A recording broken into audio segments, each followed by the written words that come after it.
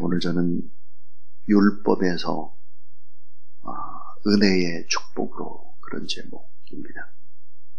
율법에서 은혜의 축복으로. 어느 날 어린아이가 엄마에게 이런 질문을 합니다. 엄마, 하나님은 어디 계시지요? 하나님이 어디 계세요? 그래서 엄마는 아이에게 이렇게 대답을 했습니다. 하나님은 내 속에 계시단다. 내 마음속에 계셔. 그랬더니 이 아이가 놀라면서 말하기를, 엄마, 어떻게 하나님께서 이 작은 내 몸속에 계실까요? 어떻게 내 몸속에, 내 마음속에 하나님이 계시는 거죠? 이렇게 이야기를 했습니다. 이 어린아이는 하나님께서 자기 마음 안에 계신다는 것을 잊지 못하는 거죠. 오늘 우리는 하나님이 내 안에, 내 마음속에 계시다는 사실을 믿는 사람들이죠. 근데 오늘 이 말씀을 우리가 대하면 어린아이가 이해가 되기도 합니다. 자, 오늘 이 성경 말씀에 보니까 우리 속에 조용히 계시는 하나님이 아니시라 하나님이 임하시는데 우레와 번개를 치고 빽빽한 구름이 산 위에 나타나고 큰 나팔소리가 들리고 연기가 피어오르고 온 산이 진동하고 지진이 일어나고, 그리고 말씀도 큰 소리로 하시고 모세를 산 위로 호출하시고 시내산 정상에 감림하고 계십니다. 그러니까 이런 엄청난 하나님이 어떻게 내 안에 계실까 의심할 수도 있는 거죠. 오늘 이 본문 속에서 우리가 아주 중요한 진리를 몇 가지를 배우게 됩니다. 그 첫 번째입니다. 첫 번째는 두려움의 대상을 이제는 바꾸라. 두려움의 대상을 이제는 바꾸라 하는 거예요. 자, 그동안에 애굽의 신이었던 태양왕 바로가 두려움의 대상이었는데 이제는 그 대상이 아니다.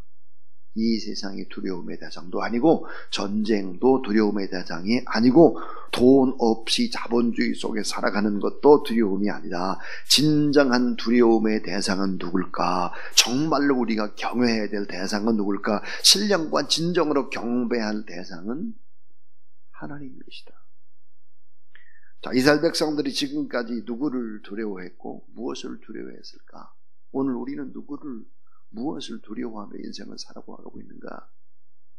그동안에 애굽 왕 바로를 두려워했고 홍해에 빠져 죽을 것을 두려워했고 불타는 사막에서 양식이 떨어져 굶어 죽게 되면 어떻게 되나 두려워했고 장렬한 태양 아래 사막에서 물 없이 걸어가는 허기진 것을 두려워했고 갑자기 뒤에서 공격하는 아말렉을 두려워했다. 그러나 이제는 가장 두려워해야 될 대상이 이런 것이 아니라 살아계신 하나님이다 하는 거예요. 가장 두려워해야 될 대상, 그것은 바로 하나님이시다. 두려움의 대상은 바꾸라 하는 거죠. 사람들은 여러 가지 문제를 가지고 두려워합니다. 사업하는 사람들에게 가장 두려운 것은 빚쟁이, 은행의 빚일지도 모르겠습니다. 어제 제가 전철을 탔는데요. 이상한 모자를 쓰고 계신 분이 계셨습니다. 이 모자를 이렇게 쓰셨는데 여기다가 하얀 플라스틱으로 여기까지 이렇게 막 무슨 이상한 모자죠. 그분이 만든 것 같아요. 근데 이 플라스틱 유리 그 안에 보니까 마스크를 또 썼어요. 그분은 할머니였습니다. 코로나19가 얼마나 무서운지 특수 제작한 그걸 쓰고 계세요. 그 연세가 많이 드신 분이 빨리 죽어야 된다는 게 전부 다 거짓말이죠. 이게 두려우신 거예요. 코로나19가 두려운 거예요. 그래서 참 그 할머니 옆에서 이렇게 보면서 참 이상한 할머니구나 그런 생각이 들었습니다. 사람들은 뭘 두려워할까요? 사글세 전세 사는 분들은 집값이 올라가는 것이 두렵고 또 두려운 대상들이 많잖아요. 근데 오늘 성경 말씀은 그 두려움의 대상을 바꾸라고 얘기를 하고 있습니다. 자, 출애굽기 19장 16절을 보세요. 16절에 보니까 셋째 날 아침에 우레와 번개와 빽빽한 구름이 산 위에 있고 나팔 소리가 매우 크게 들리니 진중에 있는 모든 백성이 다 떨더라 그랬습니다. 21절에 보면 또 이렇게 얘기하죠. 여호와께서 모세에게 이르시되 내려가서 백성을 경고하라. 백성이 밀고 들어와 나 여호와에게로 와서 보려고 하다가 여호와 하나님을 보려고 하다가 많이 죽을까 하노라. 22절을 보니까 나 여호와가 그들을 칠까 하노라. 24절도 내가 그들을 칠까 하노라. 그러니까 정말 두려움의 대상이 누구일까 하는 거예요. 경외의 대상, 경배의 대상이 누구일까? 두려움의 대상은 바꿔라 이제는. 그런 이야기입니다. 자, 우리는 하나님께 나아갈 수 없는 죄인이었죠. 그러니까 두렵습니다. 이것이 인간의 실존이죠. 이 부정한 죄인이 거룩한 하나님을 가까이 하면 오늘 본문에 죽을 수밖에 없다는 거예요. 죽을 수밖에 없다. 자, 하나님이 어디에 거하셨을까? 그러면 아담과 하와가 타락하기 이전에는 에덴 동산에 사람들과 함께 거하셨습니다. 자, 한정적이긴 하지만 오늘 본문에 보니까 시내산 정상에 계셨습니다. 근데 이 출애굽기 25장에 보면 하나님이 어디로 계시는 것을 한정하느냐? 성막 안에 거하시겠다 그랬어요. 성막 안에 시온성 거기 계시겠다. 그 다음에 열왕기상 8장 13절에 보니까 솔로몬의 지은 성전 안에 계셨다. 근데 이런 것들이 전부 다 돼요. 에덴 동산 이후로는 다 불안한 것. 온전히 누구나 볼 수 있는 것이 아니에요. 그런데 우리가 성육신하신 예수 그리스도, 이분이 하나님이셨죠. 예수 그리스도를 본 자는 하나님을 본 거예요. 그래서 요한복음 1장 14절에 말씀이 육신이 되어 우리 가운데 거하심에 우리가 그의 영광을 보니 아버지의 독생자의 영광이요 은혜와 진리가 충만하더라 그랬습니다. 그래서 말씀이 육신 되신 예수 그리스도가 우리 안에 거하기 시작을 했는데 어떻게 우리 안에 거하기 시작했느냐? 성령이 우리 안에 역사하기 때문에 성령이 이제 성도들 안에 거하는 거죠. 근데 에베소 2장 20절부터 22절을 보니까 하나님이 또 어디에 거한다고 했느냐? 우리 안에 거할 뿐만 아니라 교회 안에 거한다고 해요. 교회 안에. 에베소 2장 22절을 보니까 너희도 성령 안에서 하나님의 거하실 처소가 되기 위하여 예수 그리스도와 함께 지어져 가느니라. 교회를 가리키는 말이죠. 그런데 또 하나님이 어디 계시느냐? 아주 확실히 계시는 곳 한 곳을 더 말씀하고 계십니다. 그건 어딜까? 새 예루살렘이다 그랬습니다. 요한계시록 21장 3절부터 4절에 보니까 하나님이 저희와 함께 거하시니 저희는 하나님의 백성이 되고 하나님은 친히 따라하세요. 저희와 함께 계셔서 모든 눈물을 씻어준대요. 자, 그런데 여러분 우리가 꼭 기억해야 될 두 번째 진리가 있습니다. 그 두 번째 진리는 뭘까? 두려움을 피할 길은 오직 예수 그리스도다. 하나님이 두려움의 대상인데 이 두려움을 피할 길은 오직 예수 그리스도, 특별히 십자가뿐이다 하는 것입니다. 오늘 본문에 나오는 모세는 누굴까? 예수 그리스도의 그림자인 것입니다. 하나님은 모세를 이스라엘의 중보자라고 세우시죠. 그리고는 3번을 부르세요. 올라와라, 내려가라, 올라와라. 또 아론과 홀과 제사장들 데리고 올라와라. 그러면서 이제 말씀을 하시는 거죠. 자, 하나님의 진노를 피할 수 있는 길이 없었다. 근데 단 하나 피할 수 있는 길이 오늘 성경에 보니까 모세예요. 이 모세는 예수 그리스도의 그림자에 불과하다. 반석 대신 예수 그리스도 안으로 피해야 진노에서 벗어날 수가 있다 하는 거죠. 그래서 사도 바울은 언제나 조건을 붙입니다. 주 안에서, 예수 그리스도 안에서, 엔 그리스도, 그렇게 강조하죠. 오늘 이스라엘 백성은 중보자인 모세를 통해서 하나님의 음성을 들어야 했고, 모세가 전하는 하나님의 말씀 믿고 준행해야 했다 하는 것입니다.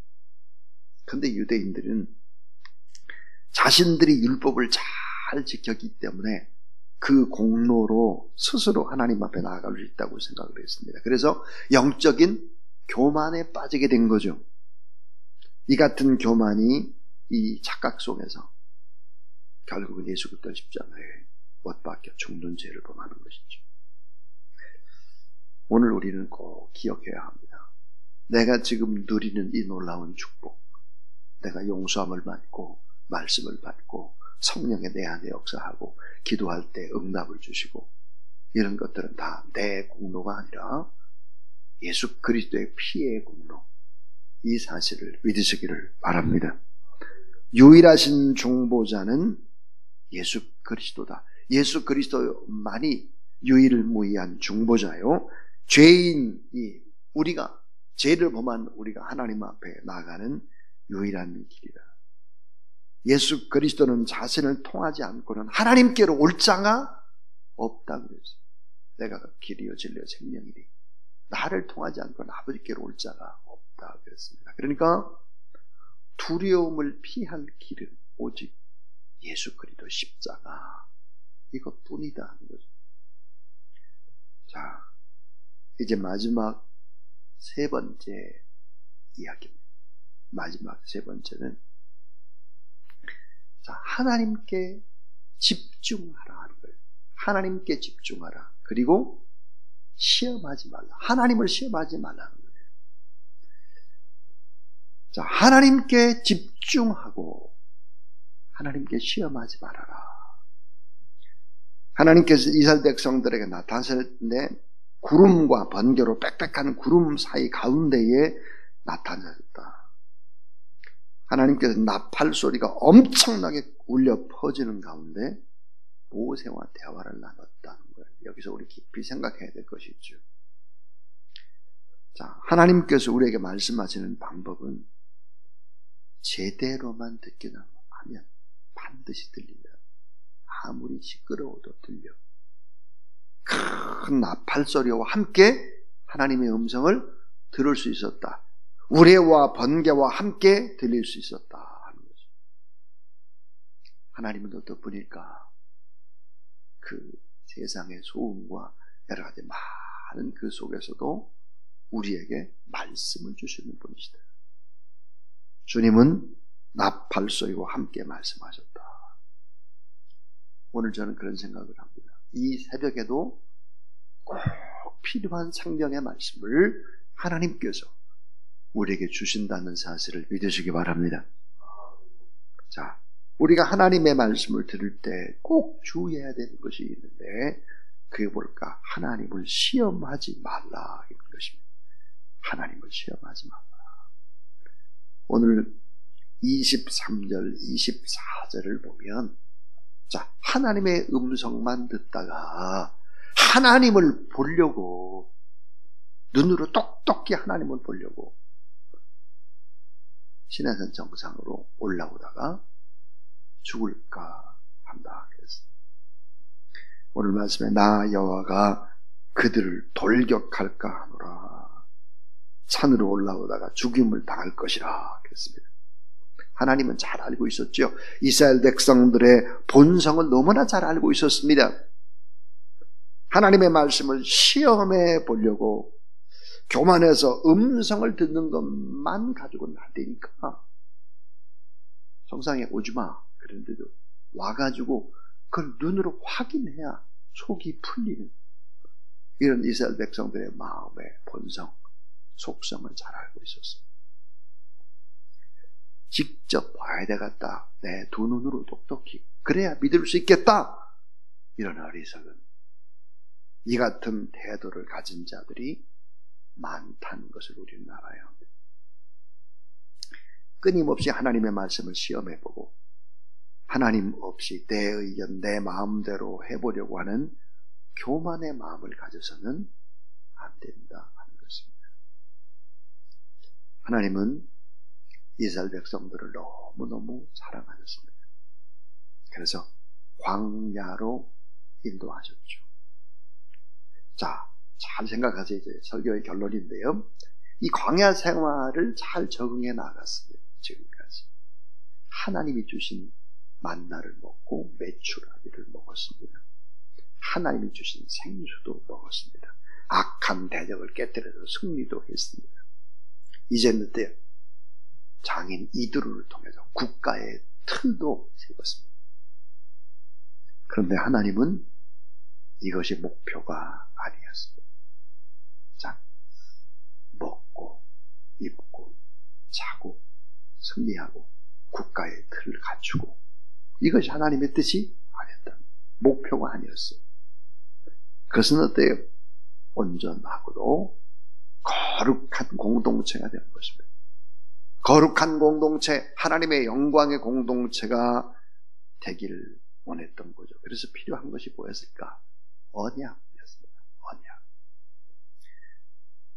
출애굽기 19장 5절 6절 어제의 말씀이죠. 너희가 내 말을 잘 듣고 내 언약을 지키면 세계가 내게 속하였나니 모든 민족 중에 너희는 내 소유가 되고 내 제사장이 되고 거룩한 백성이 되리라. 이것이 하나님의 목표였습니다. 너희들은 세계 많은 민족 가운데 내 소유가 되고 내 제사장이 되고 내 거룩한 백성이 되리라. 그래서 오늘 우리의 사명이 뭘까? 로마서 15장 16절에 보니까 복음의 제사장 직분을 하나님께서 주셨다는 거죠. 복음의 제사장 직분. 자, 생각해 보세요. 430년 동안 애굽에서 노예였습니다. 정말 노예 취급을 받고 종 취급을 받고 죄인 취급을 받았는데 이젠 복음의 제사장 하나님 나라의 사명자로 쓰시겠다는 거예요. 그러기 위해서 필요한 것이 무엇이겠습니까? 그것은 바로 거룩한 아름다운 공동체가 이 거룩하고 아름다운 공동체를 만들기 위해서 하나님께서 어때요? 언약을 맺으셨다 하는 것입니다.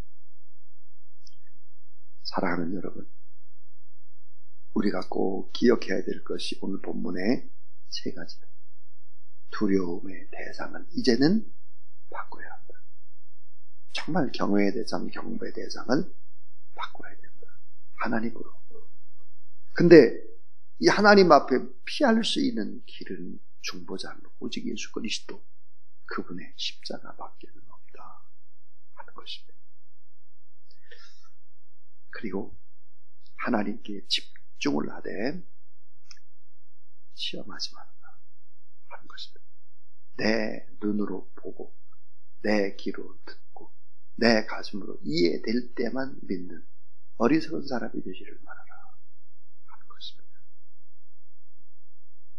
하나님을 시험하지 말고 하나님을 늘 경배하면서 하나님의 언약 안에 거할 때 모든 민족 중에서 뛰어나게 하고 하나님의 소유요 제사장이요 거룩한 백성이 되어서 하나님 나라의 사명을 잘 감당하는 복음의 제사장들이 다 될 수 있기를 주님의 이름으로 축원합니다.